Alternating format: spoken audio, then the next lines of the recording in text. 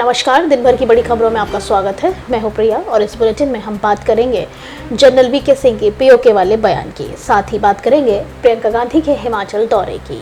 इसके साथ ही बात करेंगे कि सनातन धर्म को लेकर रविशंकर प्रसाद ने क्या कहा। आइए नजर डालते हैं अब कुछ मुख्य खबरों पर। सबसे पहली खबर, केंद्रीय मंत्री और पूर्व सेना प्रमुख जनरल वीके सिंह ने कहा कि पाकिस्तान अधिकृत कश्मीर अपने आप में ही भारत में शामिल हो जाएगा। इसके लिए आपको बस थोड़ा सा इंतजार करने की जरूरत है।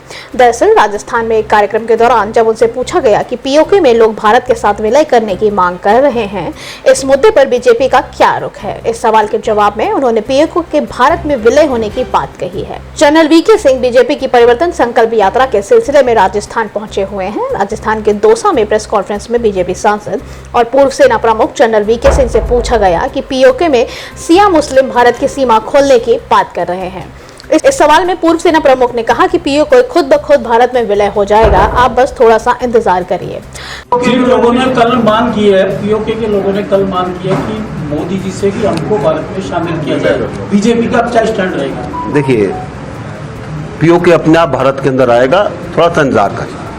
G20 समिट में एक मिनट, बता दें कि इस साल राजस्थान में विधानसभा चुनाव भी होने वाले हैं। केंद्रीय मंत्री ने हाल ही में भारत की अध्यक्षता में हुए G20 शिखर सम्मेलन को लेकर भी बात करी। उन्होंने कहा कि जिस तरह भारत में G20 का सफल आयोजन हुआ है, उसने वैश्विक मंच पर भारत की एक अलग पहचान बनाई है। भारत ने दुनिया को अपना लोहा मनवाया है। अगली खबर, कांग्रेस महासचिव प्रियंका गांधी वाड्रा मंगलवार को बारिश प्रभावित राज्य के एक दिवसीय दौरे के लिए हिमाचल प्रदेश पहुंची हैं। हिमाचल प्रदेश में मानसून की शुरुआत के बाद से अब तक 400 से अधिक लोगों की मौत हो चुकी है। मुख्यमंत्री सुखविंदर सिंह सुक्खू के साथ प्रियंका राज्य के सबसे अधिक प्रभावित जिलों कुल्लू और मंडी के दौरे के लिए कुल्लू के लिए रवाना हुई हैं। बता दें कि दिन में सोलन का जिले का दौरा भी करेंगी। यात्रा के दौरान प्रियंका के साथ पार्टी प्रभारी राजीव शुक्ला और प्रदेश पार्टी अध्यक्ष प्रतिभा सिंह भी रहेंगी। इससे पहले चंडीगढ़ हवाई अड्डे पर पहुंचने पर मुख्यमंत्री ने उनका स्वागत किया। मुख्यमंत्री कार्यालय के अनुसार वे मनाली, कुल्लू और पंडोह क्षेत्रों का दौरा करेंगी, जहां वे बाढ़ और भूस्खलन से कारण पीड़ित परिवारों से बातचीत भी करेंगी। उनके 13 अक्टूबर को शिमला से बारिश प्रभावित इलाकों का दौरा करने की भी संभावना है। मुख्यमंत्री सुक्खू ने प्रधानमंत्री नरेंद्र मोदी से राज्य में बारिश से हुई आपदा को राष्ट्रीय आपदा घोषित करने और विशेष राहत पैकेज की मांग की थी। बता दें कि सुक्खू ने शनिवार को नई दिल्ली में G20 शिखर सम्मेलन के अवसर पर राष्ट्रपति द्रौपदी मुर्मू द्वारा आयोजित रात्रि भोज में प्रधानमंत्री से मुलाकात की थी और उन्हें जुलाई और अगस्त में भारी बारिश के कारण बुनियादी ढांचे को हुई गंभीर नुकसान और जानमाल के नुकसान से अवगत कराया था। अगली खबर, केंद्रीय मंत्री और पूर्व सेना प्रमुख जनरल वीके सिंह ने कहा कि पाकिस्तान अधिकृत कश्मीर अपने आप ही भारत में शामिल हो जाएगा। इसके लिए बस आपको थोड़ा सा इंतजार करने की जरूरत है। उनका ये बयान सामने आते ही राजनीतिक गलियारों में हलचल बढ़ गई है। उद्धव ठाकरे वाली शिवसेना के नेता संजय राउत ने पूर्व सेना प्रमुख पर निशाना साधा। उन्होंने कहा कि जब वह पद पर थे तब कोशिश करनी चाहिए थी। संजय राउत ने कहा कि हमने हमेशा सपना देखा है कि अखंड भारत हो। हम हमेशा कहते हैं पीओके हमारा है, लेकिन जब पूर्व सेना प्रमुख पद पर थे तो उन्होंने इस पर अपना बनाने की कोशिश करनी चाहिए थी। उन्होंने पूछा कि अब आप इसे कैसे ले सकते हैं। उन्होंने कहा कि अगर दिशा में कोई प्रयास किया जाता है तो हम इसका स्वागत करेंगे। राउत ने कहा कि इससे पहले मणिपुर में शांति लाना जरूरी है। चीन मणिपुर तक पहुंच गया है। वहीं राहुल गांधी ने बताया कि लद्दाख में चीन घुस चुका है और हमारी जमीन ले ली है। इतना ही नहीं, चीन ने हाल ही में अरुणाचल प्रदेश के कुछ हिस्सों में अपना नक्शे में दिखाया है। उन्होंने कहा कि पहले इसे खत्म करें, इन क्षेत्रों को पहले वापस लाने के कब्जे में ले लें। इसके बाद पीओके अपने आप भारत में विलय हो जाएगा। ऐसा होने के लिए आपकी जरूरत नहीं है। अगली खबर, आरजेडी सुप्रीमो लालू प्रसाद यादव की मुश्किलें बढ़ सकती हैं। सीबीआई ने दिल्ली के राउज एवेन्यू कोर्ट में सूचित किया है कि पूर्व केंद्रीय रेल मंत्री लालू प्रसाद यादव के खिलाफ कथित भूमि नौकरी घोटाले मामले में एक ताजा आरोप पत्र के संबंध में गृह मंत्रालय से मंजूरी प्राप्त कर ली गई है। सीबीआई के मुताबिक हालांकि 3 रेलवे अधिकारियों के खिलाफ मंजूरी अभी तक नहीं मिली है। सीबीआई ने कहा कि एक शेष मंजूरी 1 सप्ताह के भीतर मिलने की उम्मीद है। मामले को 21 सितंबर की आगे की सुनवाई के लिए सूचीबद्ध कर दिया गया है। नौकरी के बदले जमीन घोटाले का यह मामला 2004 से 2009 के बीच का है। आरजेडी सुप्रीमो लालू प्रसाद यादव उस समय केंद्र में रेल मंत्री थे। लालू यादव परिवार पर आरोप है कि उनके रेल मंत्री रहते हुए रेलवे में कई नियुक्तियों के बदले उनके गिफ्ट में जमीन दी गई या फिर कम दाम पर जमीन बेची गई।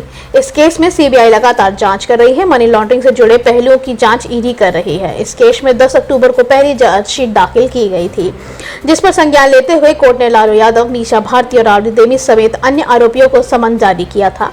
इसके बाद मार्च 15 को राउस कोर्ट में पेशी के बाद यादव परिवार और अन्यों को बेल मिल गई थी।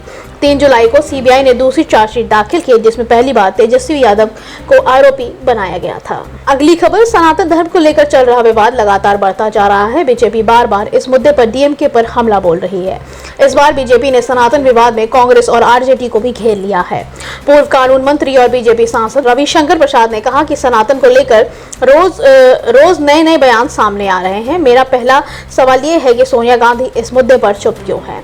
मैंने राहुल गांधी और प्रियंका गांधी से भी सवाल पूछा था। बीजेपी सांसद ने कहा कि अभी तक कांग्रेस पार्टी की तरफ से इस मुद्दे पर कोई जवाब क्यों नहीं दिया गया है। सनातन पर पूरी तरह से चुप्पी साध ली गई है। उन्होंने कहा कि डीएमके के शिक्षा मंत्री पोन मुंडी ने भी विवादित बयान दिया है। उन्होंने कहा कि विपक्ष के इंडिया गठबंधन को सनातन को समाप्त करने के लिए बयान दिया गया है। मैं कांग्रेस के अध्यक्ष और उनकी पार्टी से पूछना चाहता हूं कि क्या आपके अंदर किसी और धर्म पर टिप्पणी करने की हिम्मत है? अगली खबर, कनाडा के मंत्री जस्टिन ट्रूडो एयरबस विमान की खराबी में आने के बाद अब तक नई दिल्ली में ही फंसे हुए हैं। वे G20 की 18वीं बैठक में भाग लेने के लिए भारत पहुंचे थे। सोमवार को भारत में फंसे कनाडाई प्रधानमंत्री ने राजधानी के ललित होटल में अपने कमरे में रहने का फैसला किया था। कनाडाई पीएम ने जिस विमान की खराबी आई है वह CC-150 पोलरिस है, जो कई संशोधित एयरबस A310-300 में से एक है, जिसमें कनाडाई सशस्त्र बल वे अपने वीवीआईपी लोगों के लिए उपयोग करते हैं। कनाडाई पीएम इस समय भारत में फंसे हुए हैं। जब वे रविवार को जारी किए गए एक बयान में भारत की ओर से कनाडा के चरमपंथी तत्वों की भारत विरोधी गतिविधियों को जारी रखने के बारे में गंभीर चिंता व्यक्त भी की गई है। इसके थोड़ी देर बाद अलगाववादी समूह सिख फॉर जस्टिस ने रविवार को जल्दबाजी में कनाडा के ब्रिटिश कोलंबिया में एक गुरुद्वारे में खालिस्तान जनमत संग्रह की व्यवस्था की। यहाँ एक ऐसा कदम जिस पर भारत सरकार के स्तर पर नजर बनी हुई है। अगली खबर, अभिनेत्री से तृणमूल कांग्रेस सांसद बनी नुसरत जहां मंगलवार सुबह कोलकाता में ईडी के कार्यालय पहुंची हैं। फ्लैट देने के नाम पर करोड़ों रुपए की धोखाधड़ी मामले में ईडी ने मंगलवार को नुसरत जहां से पूछताछ कर रही है। आरोप है कि 2 रूम का फ्लैट देने के नाम पर 500 लोगों से पैसे लिए गए हैं, लेकिन बहुत दिन बीत जाने के बाद भी फ्लैट नहीं दिया गया, क्योंकि संघीय एजेंसी ने उन्हें मामले में तलब किया था। एक संदिग्ध वित्तीय इकाई के निदेश के रूप में उनके जुड़ाव से संबंधित, जिसने कथित तौर पर वरिष्ठ नागरिकों के उचित दर पर आवासीय फ्लैट देने का वादा करके कई करोड़ रुपए की धोखाधड़ी की है। ईडी ने नुसरत को उक्त इकाई 7 सेंस इंफ्रास्ट्रक्चर प्राइवेट लिमिटेड के साथ उनके संबंध पर पूछताछ के लिए मंगलवार को सॉल्ट लेक के सीजीओ कॉम्प्लेक्स स्थित अपने कार्यालय में बुलाया है। शिकायत के मुताबिक सांसद कंपनी के पूर्व निदेशक हैं। तृणमूल नेता के खिलाफ शिकायत दर्ज करने वाले वरिष्ठ नागरिकों की मदद करने वाले बीजेपी के शंकुदेव पांडा हैं। हालांकि भारतीय जनता पार्टी ने टीएमसी सांसद पर कटाक्ष किया है और पार्टी के राज्य सचिव अग्रिम पॉल ने कहा है कि अगर नुसरत जहां के खिलाफ कोई सबूत है तो उन्हें दंडित किया जाएगा। अगली खबर, इस समय महाराष्ट्र में मराठा आरक्षण की मांग को लेकर विवाद काफी बढ़ गया है। इस दौरान मनोज जारंगे अभी भी भूख हड़ताल पर बैठे हुए हैं। वहीं सरकार की ओर से जारंगे को मनाने की कोशिश की जा रही है। हालांकि वे अपनी मांगों को पूरी तरह से अड़े हुए हैं। अब इस मुद्दे पर एनसीपी सांसद सुप्रिया सुले ने राज्य सरकार पर हमला बोला है। आपको बता दें कि सुप्रिया सुले ने कहा कि महाविकास अघाड़ी सरकार के दौरान जब राजेश टोपे अभिभावक मंत्री थे, तब मनोज जारंगे 109 दिन की आंदोलन पर बैठे थे। उस समय राजेश टोपे ने प्रेम और शांति से बात करके रास्ता बनाया था। साथ ही मौजूदा सरकार को भी इसका कोई रास्ता निकालना चाहिए। सरकार किस लिए है? ये ट्रेन, हेलीकॉप्टर और निजी विमानों में यात्रा करने के लिए नहीं है। आपको बता दें कि सुप्रिया सुले ने कहा कि महाविकास अघाड़ी सरकार के दौरान यह मनोज जारंगे ही थे जो 109 दिन तक आंदोलन पर बैठे थे। उस समय संरक्षक मंत्री राजेश टोपे ने अपना रास्ता बनाया था। अब इस सरकार को भी कोई रास्ता निकालना चाहिए। उनके आंदोलन पर लाठीचार्ज कैसा? ऐसा सवाल उठाकर हमने प्यार और मीठी मीठी बातों से आंदोलन को सुलझाया है और इस मौके पर सुप्रिया सुले ने जलियांवाला बाग बनाकर प्रदर्शनकारियों और महिलाओं का सिर फोड़ने पर तंज भी कसा है। आज के लिए बस इतना ही। बाकी खबरें जानने के लिए देखते रहिए द पब्लिक इंडिया। धन्यवाद।